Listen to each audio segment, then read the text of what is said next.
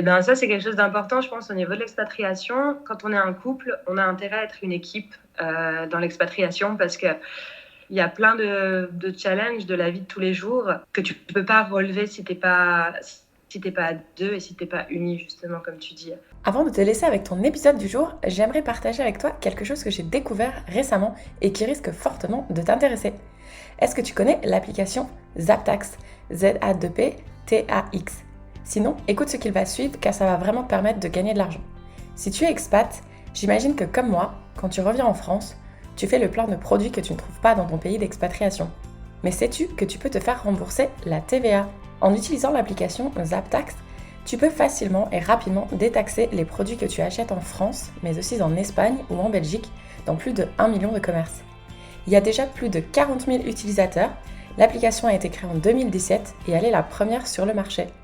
Sans compter qu'elle est certifiée par la Direction Générale des Douanes. C'est fou, non? Je t'invite vraiment à aller sur leur site internet www.zaptax.com pour en savoir plus sur cette détaxe 2.0. Je te mets le lien dans la description de l'épisode. Et je te retrouve tout de suite pour ton épisode du jour.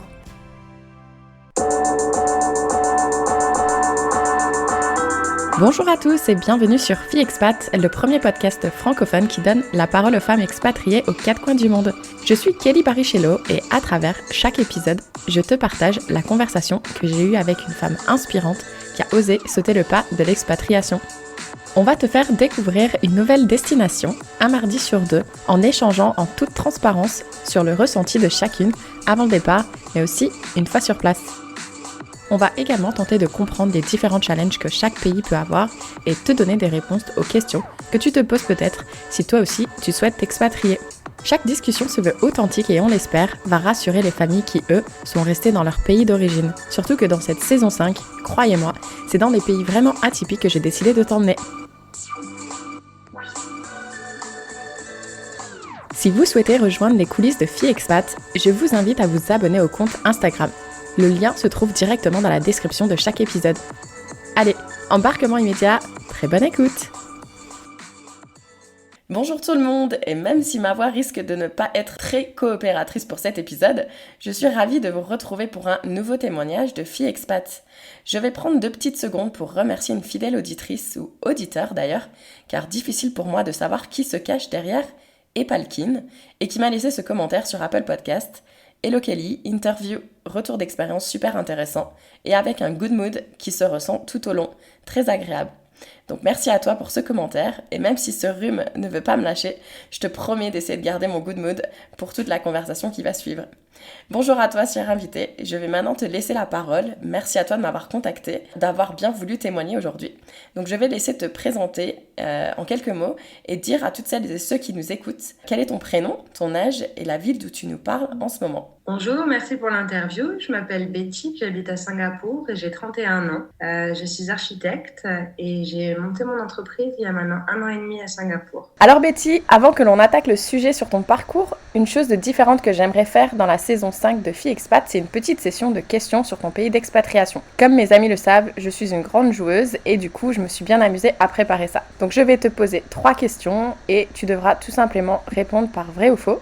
Et si bien sûr tu veux argumenter sur le sujet, il n'y a pas de souci. Prête ? Bien. C'est parti. Alors, il est interdit de mâcher du chewing-gum dans la rue sans prescription médicale. Alors je dirais même que donc c'est vrai, mais c'est pas tout à fait vrai dans le sens où c'est interdit tout court. Si on se fait choper avec des chewing-gums à l'aéroport, c'est pas bon. Alors je sais même plus si c'est une amende ou si c'est confisqué, mais les chewing-gums sont strictement interdits à Singapour. C'est même si tu as une prescription médicale. En fait, je vois pas, peut-être je connais pas, mais je vois pas à quel moment on te donnerait une prescription médicale pour des chewing-gums. Je me suis posé la même question. Je me suis dit peut-être ceux qui essayent d'arrêter de fumer. Non, même pas, je pense, parce que ici, non. D'accord. Et du coup, pour donner un petit peu plus de détails, donc ça a été implémenté par le Premier ministre, alors Lee Kuan Yew, en 1992, et il a dit « If you cannot think because you cannot chew, try a banana ». Parce qu'en fait, ils Les mettent... abrutis, je ne connaissais pas. Voilà, donc un peu comme dans tous les pays, de toute façon, il y a toujours des abrutis partout et ils mettaient du chewing-gum partout, par terre, sur les portes de métro, etc. Et du coup, il a décidé d'interdire. Et au début, j'ai trouvé ça bizarre, mais une fois que j'ai lu le pourquoi du comment, je me suis dit que c'était pas plus mal. Non, c'est extrêmement propre, Singapour. C'est même une des choses que les gens remarquent dès qu'ils arrivent dans la ville, c'est tu peux manger par terre. Il y a zéro papier qui traîne, zéro chewing-gum collé et surtout zéro graffiti. Je ne sais pas si tu as une anecdote sur les graffitis, mais je pense que c'est quelque chose sur lequel on peut revenir aussi. Non, mais j'ai vu que c'était interdit aussi, ouais. Alors ça, c'est plus qu'interdit pour le coup. C'est punition corporelle en cas de graffiti. Ça veut dire quoi, punition corporelle? Ça veut dire canning. Canning, c'est on te met une ceinture autour des hanches et cul nu et coup de bâton. Mais non, ça existe. Et c'est arrivé à des petits Allemands étudiants qui ont fait un graffiti. Enfin, ça arrive aussi aux étrangers de se faire choper pour ça. Et c'est puni comme les crimes sexuels, hein, pour te dire un graffiti, pour te donner l'ordre du délit. Oh, waouh. Donc ici, c'est du canning, ils appellent ça. Donc, tampon cucu. Eh ben, dis donc, ça rigole pas à Singapour. Deuxième question, les Singapouriens sont les marcheurs les plus rapides au monde. Et je dirais faux parce que c'est quand même pas un peuple bien stressé. Hein. Et ben apparemment c'est vrai, et ils ont une vitesse de 6,15 km par heure. Alors je sais pas, je me dis peut-être quand ils vont au travail, ils sont tellement en speed que du coup ils marchent super vite. Et du coup je me suis amusée à me comparer, moi j'ai été marcher lundi, et j'étais à 11 km par heure. Alors ça veut dire qu'ils marchent 2 fois plus vite que moi, donc en fait ils courent quoi. Attends, tu as dit 6 km par heure, c'est ça? Ouais. Ok, je suis très surprise de cette anecdote. Je vais faire mes recherches parce que, oui, comme j'ai dit, c'est pas un peuple de stressé. Hein, donc, C'est ça. Et troisième question, une personne sur 12 à Singapour a des biens de plus de 1 million de dollars. Exact. Alors en fait c'est faux, donc j'ai transformé la phrase parce qu'en fait c'est une personne sur 6. Ouais. Donc, alors à Zurich, c'était 1 sur 20 quand j'habite à Zurich. Et ici, je sais que c'est plus. Et oui, alors il y a de la pauvreté à Singapour, mais c'est quand même plutôt de la richesse qu'on remarque et qu'on voit autour de nous. Voilà, et ben écoute, merci d'avoir joué le jeu des questions vraies ou faux. Et comme tu l'as dit en introduction, tu es toute jeune et tu as déjà vécu plusieurs expatriations, donc on va faire un petit retour en arrière. Et j'aimerais en venir déjà, d'où est-ce que tu viens en France, quel parcours scolaire as-tu effectué et quelles ont été tes premières expatriations? Alors, je viens de Savoie. Je dirais en expérience scolaire, c'était plutôt chaotique. Comme toi, si j'ai bien compris, j'ai été à venir au niveau des études et j'ai pourtant réussi à faire des études d'architecture à Paris. J'ai eu la chance d'avoir une école où on avait un système de 4 mois de cours, 2 mois de stage. Donc c'était hyper formateur. Et ces 2 mois de stage, j'ai déjà décidé de tous les faire à l'étranger. Donc je suis partie en Inde, je suis partie en Afrique du Sud, je suis partie après en échange aussi au Mexique et j'ai fait une césure en Suisse. Donc toutes ces expériences déjà bien donné envie d'aller à l'étranger. Et puis j'ai eu d'autres expériences à l'étranger, comme j'étais jeune fille au pair quand j'avais 18 ans par exemple, au Canada. Donc tout ça m'a quand même donné bien envie d'aller vivre ailleurs. Et tout de suite après mes études, donc j'ai suivi mon conjoint à Zurich, où j'ai dû chercher mon premier emploi parce que lui, il avait une opportunité pour son premier boulot là-bas. Donc je suis partie sans boulot à Zurich. Et ensuite, au bout de 5 années, on a bougé à Singapour. Et encore une fois, c'était pour son boulot à lui. 2 ans et demi qu'on est là, on va bouger dans un autre pays et je ne sais pas lequel. Ce que je trouve super intéressant dans ton témoignage, c'est déjà que tu as effectué une école qui t'a permis justement d'aller tester différents pays, parce que entre le Mexique, l'Inde, après bon, tu as fait aussi le Canada en tant que fille au pair, ça t'a vraiment permis de toucher à différentes cultures, j'ai envie de dire. Mais dans le cadre de tes études, je pense qu'il y avait un minimum de soutien, et je pense que tu n'étais pas seule non plus. Alors oui, donc ça c'est donc les stages. Bon, alors certains on les trouve soi-même, d'autres sont proposés dans un cadre d'agence d'architecture. Donc c'était encadré quoi. C'était encadré. J'y allais pour travailler. Après c'est toujours pareil. Sur 2 mois, on arrive toujours à trouver 2-3 semaines où on peut voyager en réalité, plus que le week-end. Donc, c'était vraiment aussi l'idée de marier nouvelle culture, expérience professionnelle et plaisir. Et donc, du coup, toi, quand ton mari t'a annoncé que vous alliez vous expatrier à Singapour, tu te souviens quelle a été ta réaction?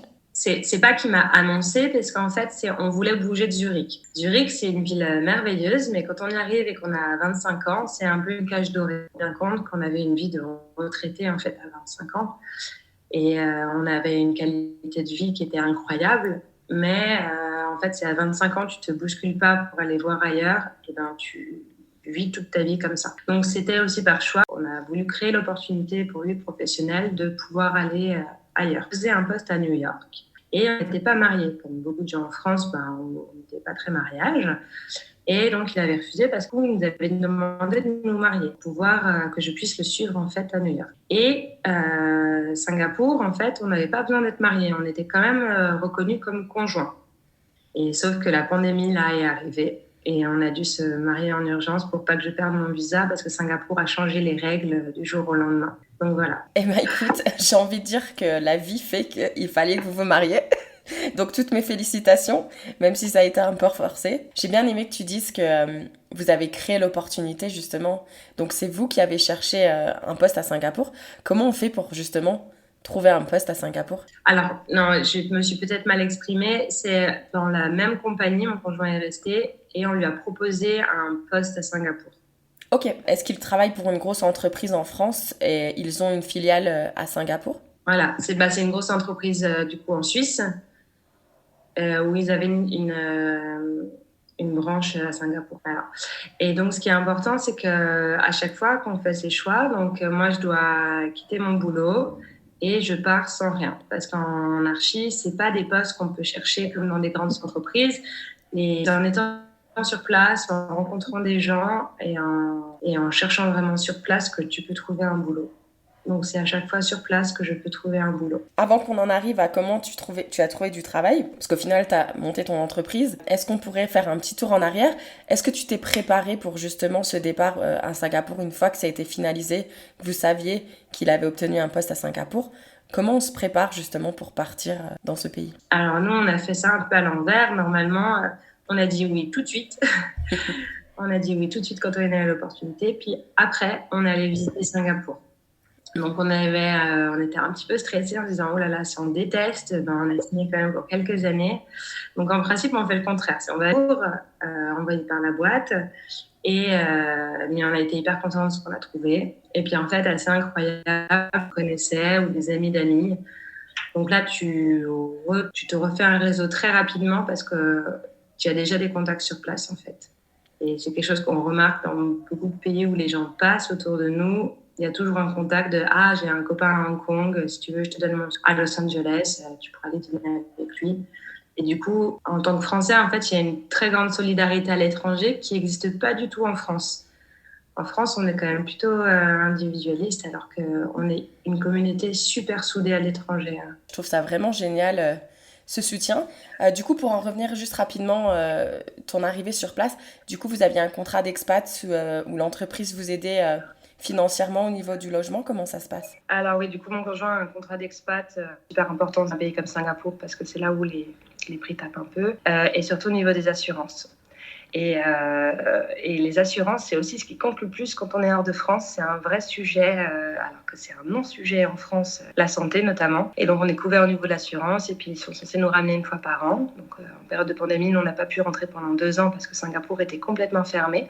On a pu rentrer cet été pour la première fois. Et donc, voilà. Et ce qui était super important, c'est que du coup, en tant que conjoint, je sois reconnue entièrement et couverte entièrement aussi par les papiers de mon mari. Du coup, ça s'est passé comment, cette histoire de mariage? Alors, pour la faire courte, quand je suis arrivée à Singapour, j'ai trouvé un boulot assez vite, en quelques mois. On part du réseautage beaucoup. À l'étranger, ça se fait plus comme ça. En France, c'est vraiment sur ses capacités, alors qu'ici, j'ai l'impression que c'est du réseautage. Et j'ai bossé pendant, je dis pas de bêtises, en agence d'architecture ici.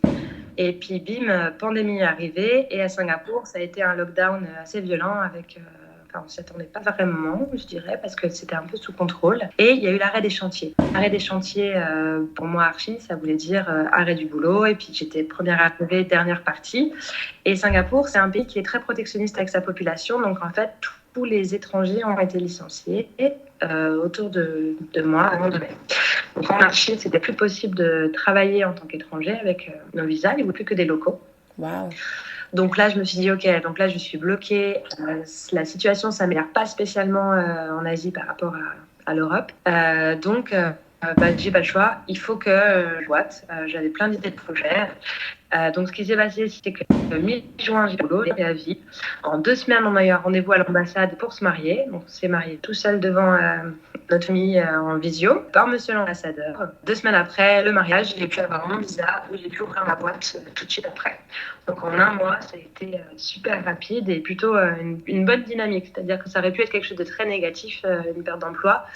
Et en fait, ça a été super positif parce que du coup, il y a eu un mariage, ça reste quand même quelque chose de gai. Et l'ouverture de la boîte en 1 mois de temps, quoi. Donc, ça a été vraiment le jour où on m'a annoncé le licenciement. Bon, je le voyais venir parce que je voyais bien qu'autour de moi, il y avait plus de boulot. Et puis ici, c'est pas comme en France au niveau de l'emploi. C'est vraiment, tu arrives, tu pars.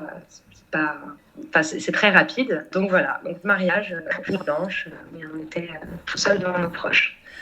Et puis, on se dit tant mieux parce que quand on a vu tous nos amis qui ont eu le mariage annulé en France, avec les coûts que ça engendre et surtout la frustration et la tristesse de ne pas pouvoir le faire en grand, on se dit qu'au moins on peut à vivre ça. C'est clair, j'adore ton histoire, ton happy story parce que déjà de un, je trouve que ça a été génial que malgré la pandémie, vous avez quand même réussi à faire un mariage express.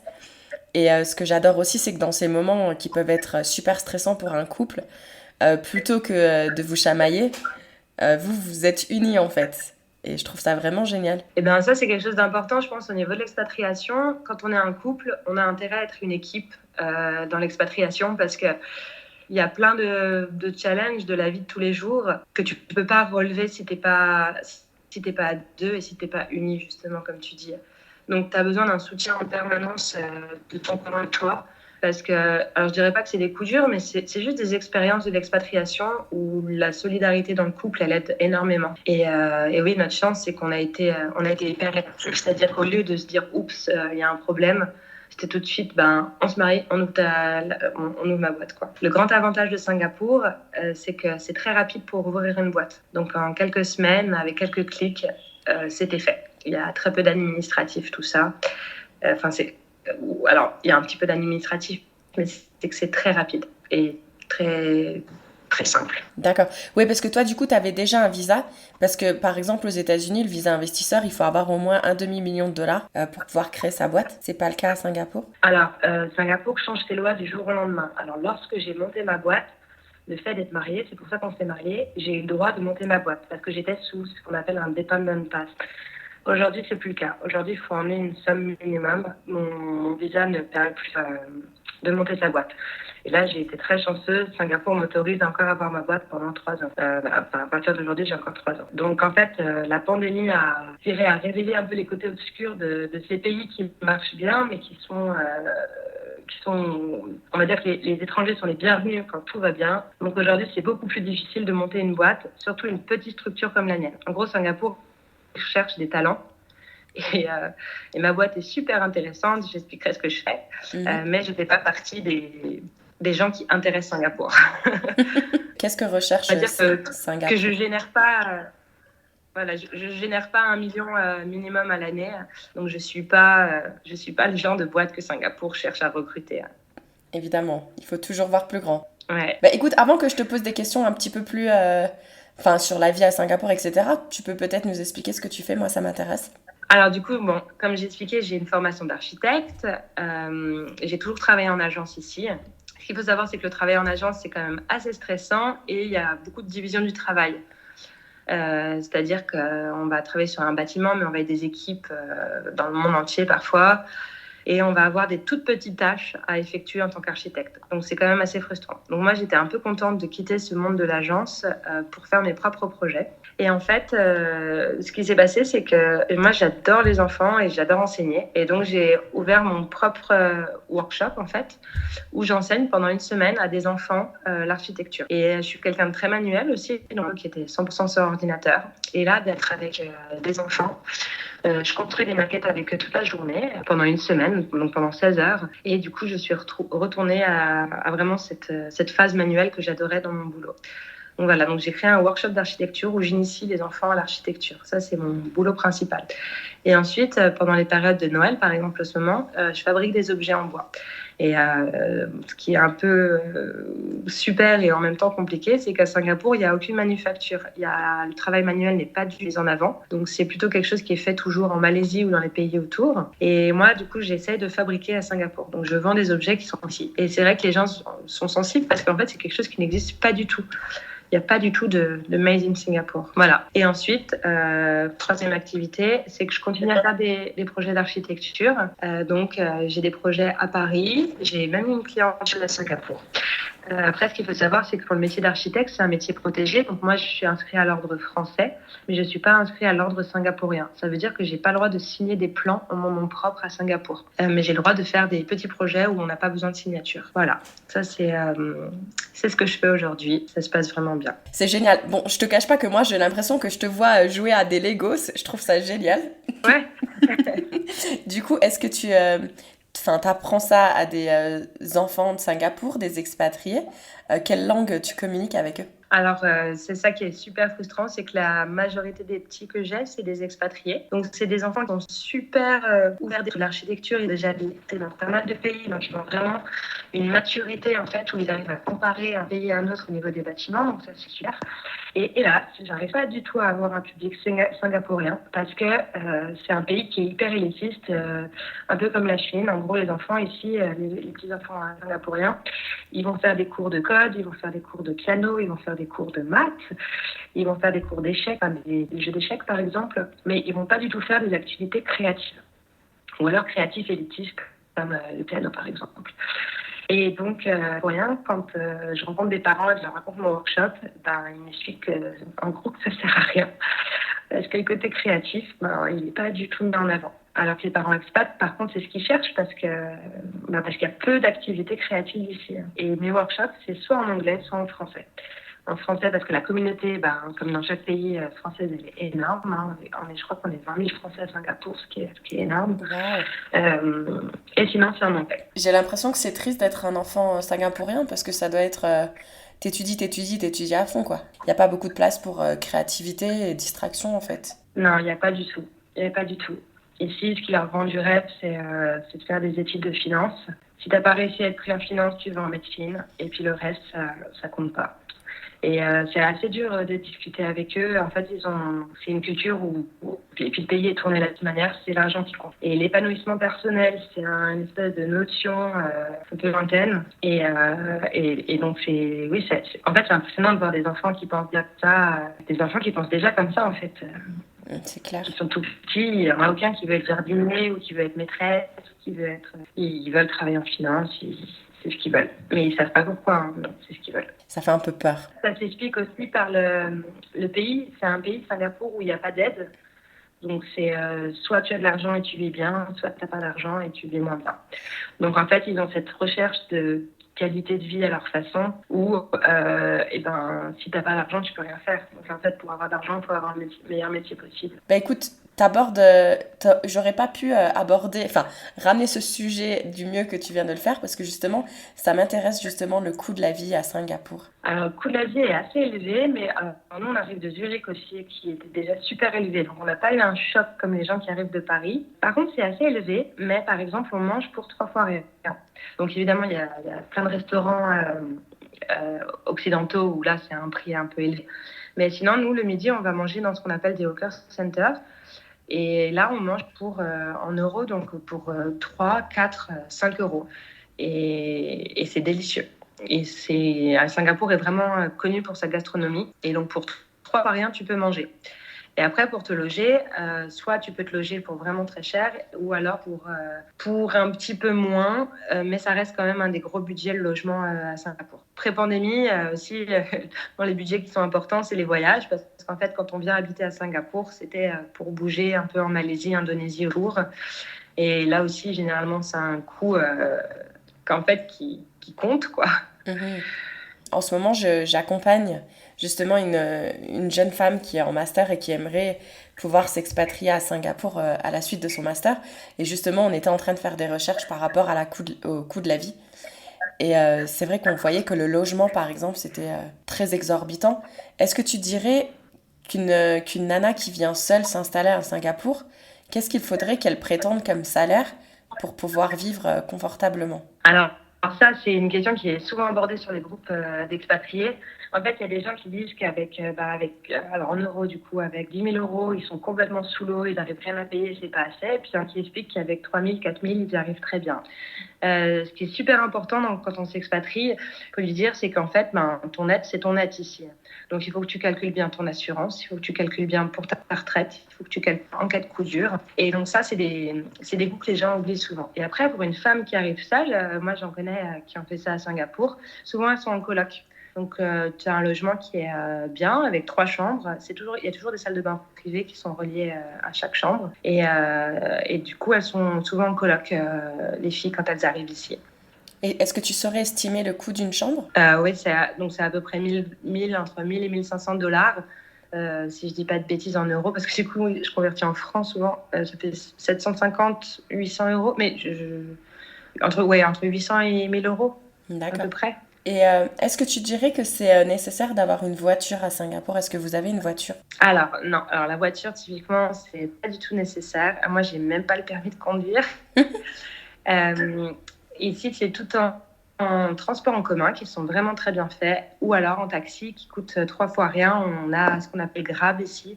Donc, avec ton téléphone, tu commandes. Il y en a partout et en 3 minutes, tu as un chauffeur qui vient te chercher.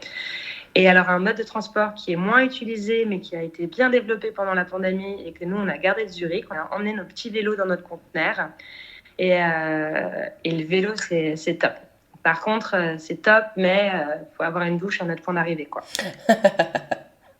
Parce que Singapour, ce qui est important de savoir, c'est que c'est un pays tropical où il fait vraiment très chaud. Mais en tant que Français, on dit toujours que la transpiration est socialement acceptée ici. Donc, c'est pas grave si on est tout dégouliné. Ouais, ça doit être quand même bien sympa, sa petite douche. Enfin, au moins que son collègue prenne sa petite douche. Ouais. Ah bah c'est obligatoire. Il fait vraiment très chaud. Vraiment, vraiment très chaud. Et qu'est-ce que tu dirais que tu adores, toi, à Singapour, et à l'inverse, que tu détestes? Ce qui est important, c'est que là, on est en temps de Covid encore. Donc, il y avait un Singapour pré-Covid et un Singapour post-Covid. Moi, ce que j'adore, c'est la facilité de vie qu'on a. On a une qualité de vie qui est incroyable. En fait, la vie est douce. La vie est très douce. Comme il fait toujours chaud, c'est comme un été permanent. Et en fait, la plupart des étrangers, on a des grandes piscines dans nos immeubles. Donc ça, c'est incroyable de se dire qu'entre midi et 2, on va faire un petit plouf avec les copains qui habitent à côté de chez nous dans nos journées de boulot, quoi. Donc ça, c'est vraiment ce qui est super. Et puis, ce qui est moins super, par contre, c'est là, en ce moment, la xénophobie ambiante à Singapour, qui est quand même vraiment très dure à vivre. Alors, elle est présente dans tous les pays. Hein. Quand on est en temps de crise, l'étranger n'est jamais le bienvenu. Ça, c'est dommage, hein, mais c'est un réflexe, je suppose, qui est humain. Mais du coup, d'être étranger malvenu, c'est dur, c'est très dur. Et toi, tu dirais que vous êtes plutôt entouré d'expatriés ou vous avez quand même quelques amis qui sont d'origine de Singapour? Alors, les Singapouriens, c'est assez difficile de les rencontrer, en fait. Déjà parce que c'est une population de 5 millions à vivre sur l'île et à peu près la moitié, ou peut-être 45% d'étrangers. Donc, étrangers, ça ne doit pas l'expat. Il y a énormément de main-d'œuvre philippine et indienne, par exemple. Indienne pour les chantiers et philippines pour les aides de maison. Il y a une grosse immigration chinoise aussi parce que c'est la culture dominante. Et du coup, les Singapouriens, en fait, ils sont pas très nombreux. Déjà, juste en termes numéraires, c'est difficile de les rencontrer parce qu'ils sont pas très nombreux. Et ensuite, c'est vrai qu'ils n'ont pas la culture où ils aiment boire des verres comme nous, tout ça. Et en fait, nous, on a de la chance. En arrivant ici, on avait fait un voyage en Jordanie il y a 5 ans et on avait rencontré des Singapouriens avec qui on avait voyagé. Et on est resté en contact avec eux. Ils ont le même âge que nous et on les voit très régulièrement. Là, ils viennent dîner à la maison les prochains. Ah, super. Et donc, on connaît quelques Singapouriens. Et puis après, il y a les collègues. Mais pareil, les collègues, il n'y a pas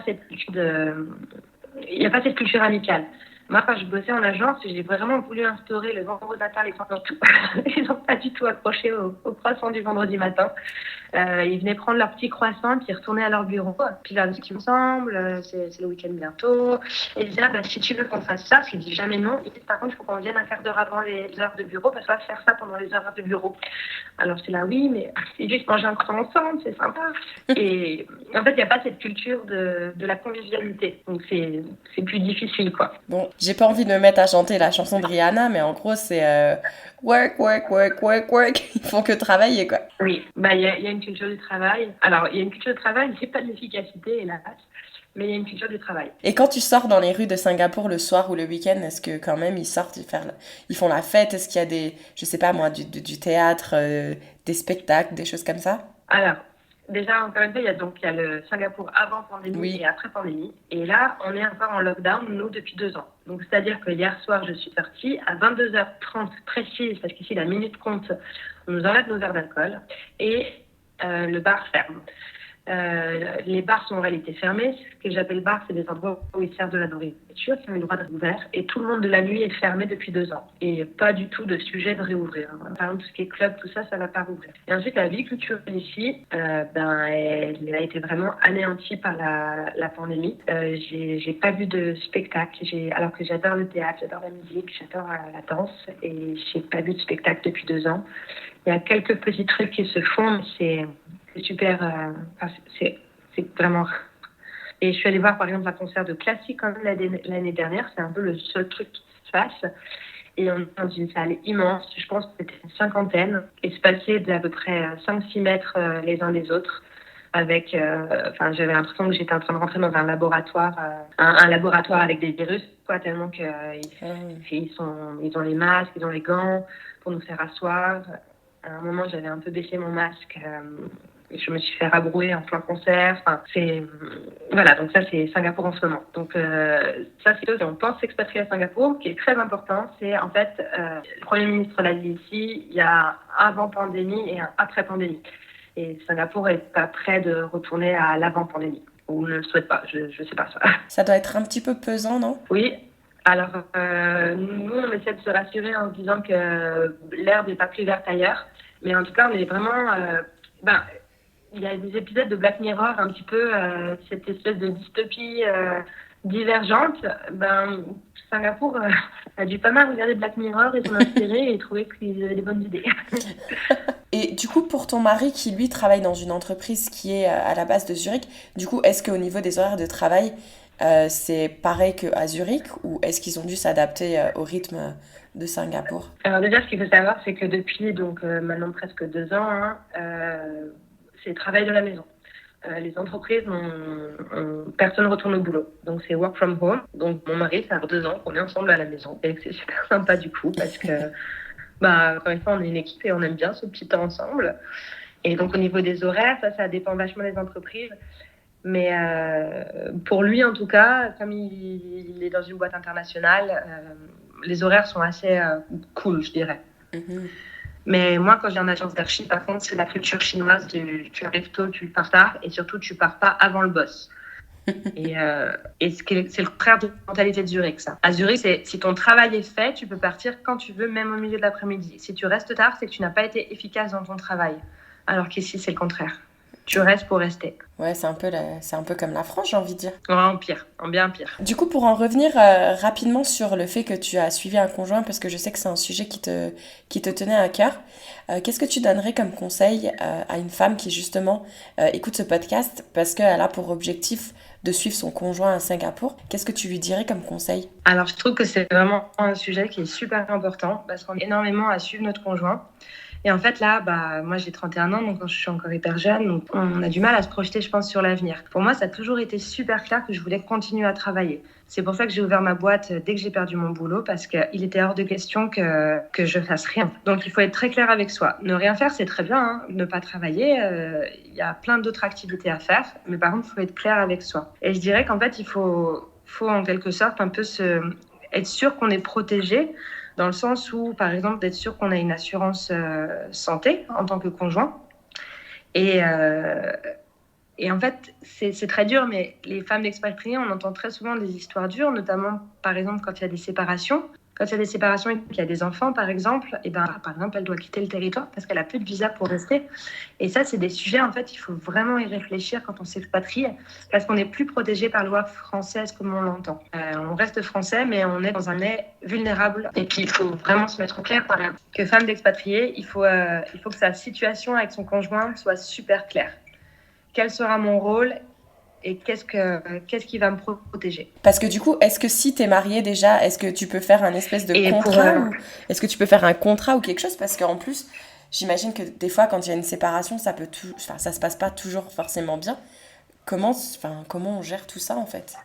Je m'y connais pas du tout en droit, mais par contre, si je devais donner un conseil, c'est d'être très réaliste sur la situation d'un conjoint qui suit. C'est un conjoint qui abandonne son boulot, c'est un conjoint qui ne cotise plus à la caisse retraite en France, qui a peut-être une assurance du coup où il va être dépendant de son conjoint. Et donc, il faut vraiment se rendre compte quand on suit de tout ce qu'on perd. Moi, aujourd'hui, par exemple, je fais ma retraite toute seule parce que je cotise pas à une caisse en France, quoi. Mm-hmm. Ouais, tu sais, ça, c'est un sujet intéressant que j'ai eu avec une amie américaine, justement, il y a plusieurs années. Parce que justement, elle, son fiancé à l'époque, qui ne l'est plus aujourd'hui, il voulait justement mettre les choses au clair et un peu garder cette séparation entre les deux, justement en cas de séparation. Et des fois, c'est ce sujet un peu tabou parce que tu dis, mais on vient à peine de se marier ou on va se marier, tu penses déjà à une séparation. Mais pourtant, ça peut arriver. Et je pense que d'assurer ses arrières, c'est pas une mauvaise chose en fait. Exactement. Il faut bien penser. Et puis, je disais, cette histoire d'assurance, du coup, je crois que je te l'ai pas dit au début de l'émission, mais je viens juste d'avoir un petit bébé. Et j'étais bien contente d'avoir une assurance qui me permettait de ne pas me soucier de chaque échographie que j'allais faire, de chaque test super important de l'étranger, surtout dans des pays comme toi, les États-Unis où tu as été, ou nous, Singapour. Je pense que si tu tombes malade, tu réfléchis si tu veux vivre ou pas, quoi. C'est clair. D'ailleurs, oui, toutes mes félicitations. Moi, je savais que tu avais eu un petit bébé. Mais du coup, pour en revenir d'ailleurs là-dessus, comment ça s'est passé, toi, l'accouchement, etc. Et du coup, l'accouchement, je pense que c'est partout pareil dans le monde, en réalité. Ma chance, ça a plutôt été qu'en temps de pandémie, les choses vont doucement ici, donc une grossesse très facile. Par contre, Singapour, avec le masque, tout ça c'était plus difficile. Mm-hmm. Mais du coup, pour vraiment accentuer sur ce côté expatriation, pour moi, ça n'a pas été un problème de ne pas avoir ma famille autour de moi pendant la grossesse. C'est un peu bizarre pour moi, je pense, de dire que quand je suis rentrée cet été, je suis arrivée avec un bébé alors qu'elle ne m'avait jamais vue enceinte. Mais en fait, avoir un enfant à l'étranger, il faut savoir ce qu'on gagne, savoir ce qu'on perd. Moi, j'ai ma famille et mes proches autour de moi jour pour jour. Mais ça, c'est un choix personnel. Et je sais que j'ai beaucoup d'amis ici qui vont rentrer parce qu'ils ne se voient pas avoir leurs enfants qui grandissent loin de leur famille. Mais nous, on a fait le choix que notre enfant il grandira à l'étranger. Et on est plutôt contents, pour l'instant en tout cas, de ce choix. Bah écoute, moi en t'écoutant, vous me donnez l'impression d'être un couple très soudé et très fort ensemble. Et je trouve ça super beau justement. Et je pense que justement de montrer que vous êtes capable de gérer tout ça tout seul et tout en étant épanoui. Je trouve ça vraiment très beau à entendre en tout cas. Merci. Mais oui, on a plutôt de la chance en tant que couple. On est un couple qui se connaît depuis le lycée aussi. C'est pour ça, je pense qu'on est un peu une équipe. On se connaît depuis vraiment longtemps. Donc, on fonctionne comme une équipe. Et oui, comme je l'ai dit au début, l'expatriation, quand c'est à deux, faut être sûr qu'on peut être soudés. Et sinon, je pense que ça marche pas. Il y a beaucoup de couples qui se séparent quand ils arrivent en expatriation. C'est trop difficile. Il y a un des conjoints qui craque, ou l'autre qui comprend plus, ou l'autre qui change aussi, parce que ça change. Ça change une personne de vivre à l'étranger. Mm-hmm. Et nous, on a cette chance de plutôt s'être rapprochés. Ça c'est vraiment une chance. Donc peut-être un petit conseil avant de se marier, expatriez-vous et voyez si ça vaut le coup de vous marier. Ouais. Et du coup, toi, est-ce que tu as déjà commencé à réfléchir où est-ce que tu aimerais ta prochaine expatriation, où est-ce que tu aimerais qu'elle se passe? On est super ouverts pour le coup. On aime vraiment beaucoup l'Asie. Moi, je rêve un peu de retourner au Mexique, mais je ne pense pas que ce sera le cas. Après, pour l'instant, c'est surtout la carrière de mon conjoint qui drive le truc, et c'est plutôt les opportunités qu'il aura qui vont nous mener quelque part d'autre. Mais en tout cas, on arrivera toujours à trouver le positif de ce qu'on voit, et surtout à Singapour, on est vraiment entouré de ces expats, j'appellerais ça, des gens qui enchaînent les expats. C'est bénéfique dans tous les pays. Et il y a vraiment l'air d'être pas plus vert qu'ailleurs ou moins vert. Tout est vraiment différent. J'ai une amie à Montréal qui justement est entourée aussi pas mal d'expats parce qu'elle a un peu du mal à s'intégrer avec les Québécois. Et elle me disait récemment justement que elle, ça la fatigue un peu parce que justement, ce monde d'expatriés, souvent, il part, en fait, il est temporaire. Et du coup, toi, ça va, t'arrives à gérer ça comme il faut? C'est dur. Quand on a quitté Zurich, par exemple, d'expliquer aux amis qu'on partait, et ça, c'était vraiment, vraiment dur. Et puis, depuis qu'on habite à Singapour, on fait souvent des farewells. Donc, il y a plein de gens qui partent. Et ça, c'est dur aussi. Parce qu'en fait, tu crées des liens qui sont très forts. Tes amis, ça devient très vite ta famille ici. Donc, tu fais Noël avec eux, tu passes tes week-ends avec eux, tes soirées. Tu vis la même chose, surtout. Des choses que tu peux pas expliquer à ta famille et tes amis restés en Europe. Et de les voir partir, ça te crée vraiment un vrai vide à chaque fois. Et d'autant, je pense que c'est là où il faut être solidaire aussi dans son couple, c'est parce que c'est les deux qui restent. Et par contre, les amis, ils viennent et ils partent. Et c'est des liens vraiment très forts et pas du tout superficiels qui se créent. Ça, c'est quelque chose que j'apprécie. Par contre, c'est vraiment dur de voir les gens partir. Ouais, non, c'est clair. Eh bien, écoute, avant que je te pose les questions de la fin, est-ce qu'il y a quelque chose que tu aimerais rajouter? Non, si ce n'est un conseil donc pour toutes les filles qui vont partir, donc celles qui partent seules surtout, mais aucune hésitation. Au contraire, je trouve que ça donne des ailes de prendre ce genre d'initiative. Donc moi, j'ai eu ça pendant mes études. Faut partir, faut pas se poser de questions. Et puis pour celles qui partent à deux, surtout qu'elles se rendent compte que quand c'est la femme qui suit le conjoint, elle se met quand même dans une situation de fragilité et qu'elle doit, en tout cas, être au clair dans son couple et avec le pays, dans le pays dans lequel elle va arriver, de comment elle va gérer ça, quoi. Est-ce que tu penses que ça serait un bon conseil si quelqu'un justement cherche un travail sur place, de peut-être, avant de chercher, de venir pendant peut-être 1 ou 2 mois et de commencer un peu de se faire du réseautage à Singapour et ensuite de voir si effectivement c'est une vie qui plaît et commencer ses recherches d'emploi, certes à distance, une fois qu'on a fait des rencontres avec des expats par exemple? Alors oui, complètement. Enfin, venir voir, c'est super important parce que Singapour, en fait, c'est assez clivant en réalité. C'est soit ça plaît, soit les gens détestent. Parce que Singapour, c'est un peu comme Disneyland, hein. Il y a quand même pas grand-chose qui est vrai. C'est pas une ville qui grouille comme Hong Kong. C'est pas l'Asie, hein, Singapour. C'est pas l'Asie dans le sens où on l'entend. Donc, il faut vraiment venir voir pour l'expatriation à Singapour. C'est très lisse comme pays. Et ensuite, pas 1 mois, parce qu'en 1 mois, on a fait tout ce qu'il y avait à faire à Singapour. 1 semaine, ça suffit. Ah ouais. De venir rencontrer les gens. Vraiment, ouais. 1 mois, c'est long. Très long il faut se rendre compte qu'en 1 journée de vélo, on a fait le tour de l'île, hein. C'est petit. C'est très petit. C'est minuscule. En 1 semaine, tu te rends déjà bien compte si ça va te plaire ou pas. Ok. C'est juste que comme le billet d'avion, il doit être quand même assez cher, quitte à venir, autant rester quelques temps. Quelques temps à Singapour et puis voyager. Ce serait mon conseil. D'accord. D'aller voir aussi la ville à Kuala Lumpur, qui est un peu une des villes jumelles.